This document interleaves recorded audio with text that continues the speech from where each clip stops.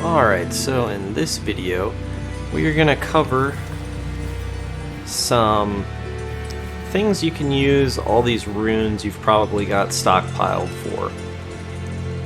And all your gems and your jewels. Hopefully you've been saving those. If not, it's never too late to start.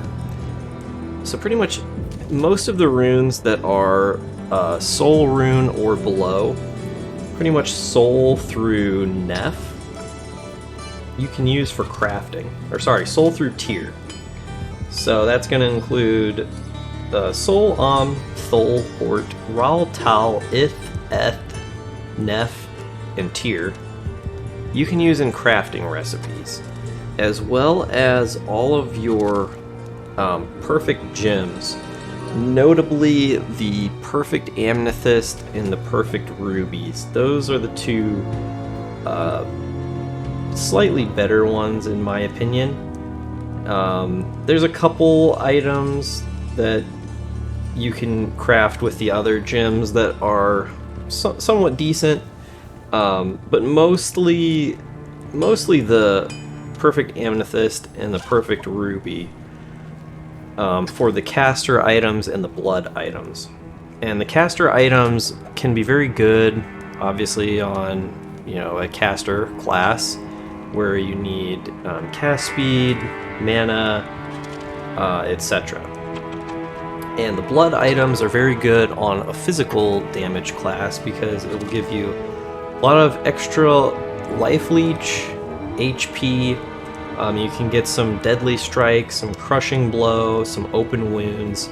So all those stats you're going to want that are for a physical character. And when you're crafting these items, you will also need just any jewel to throw into the recipe. It doesn't matter the level or the stats or the rarity of the jewel, just any jewel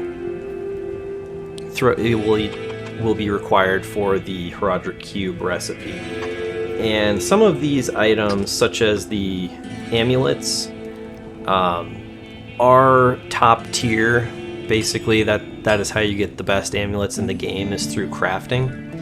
So you'll definitely want to hang on to your Ral runes for the caster amulet, as well as the runes for the blood amulet. And the blood amulet, it's going to give you a little bit faster run walk speed, but the caster amulet can give you some increased cast speed, and that is where usually the strongest amulets come from. The other two are not so great. They give you a little bit of like 1 to 5 vitality for the safety, and for the hit power you can get some causes monster to flee, 3 to 11%. So those aren't very strong, but the blood and the caster are very strong. And also, if you're wondering what can you do with your skulls, all your perfect skulls, well, you can take those and you can use them to re-roll certain items. Really, the best items to re-roll, it works in a similar fashion to imbuing a rare item, because when you re-roll a rare item with the perfect skulls, it will downgrade the level a little bit each time. However, if you're using it on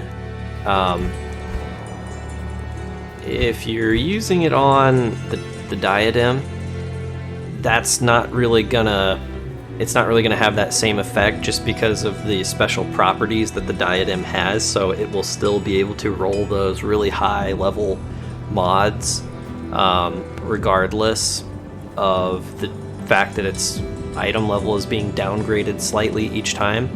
The other thing you want to use them for is by the time when you get to Act 4 and Act 5 Hell, if you're able to get a Grand Charm from Diablo, Nilithak, or Baal, save that regardless of what what stats or what actually rolls on the item, because you can use the 6 perfect skulls to re-roll your grand charms, and that is because those 3 bosses will have the highest level charms in the game. And oh, I'm sorry, it only takes three perfect gems of any type to re-roll a grand charm. And so that's kind of what you can use to dump all those other perfect gems into. And I would recommend using the sapphires and the emerald for that purpose. Maybe even the diamonds. The topaz is alright if you want to throw it in some stuff for some magic find, but if you don't need it for magic find, then I would go ahead and use those too. Really, the ruby and the amethyst are the 2 that I would probably save for crafting. The perfect skulls I would save for re-rolling the diadems, and then the emerald, sapphire, diamond, and maybe the topaz, if I didn't need topaz, I would use for re-rolling grand charms. So the reason you want to re-roll the grand charms off of those 3 bosses, if you're able to get some, is that you could get a plus skill grand charm along with a plus 45 to life grand charm. That's kind of the holy grail of grand charms, and you can only get it if you have a grand charm that drops off of one of those bosses. So that's why, since it's kind of a rare find, since you just have 1 shot from each boss per game, it's not something that you can really farm that easily or that consistently. So if you are able to get one, you want to save it and just constantly re-roll it until it rolls something that's worth keeping, and then you can either use it on your character or an alt, or trade it, if it's for a class that you don't want to play and you just want to convert that into other items or something like that. So hopefully this helps you guys out, gives you a little bit of a sense of what to do with all those gems and jewels and runes that you've been accumulating up till now.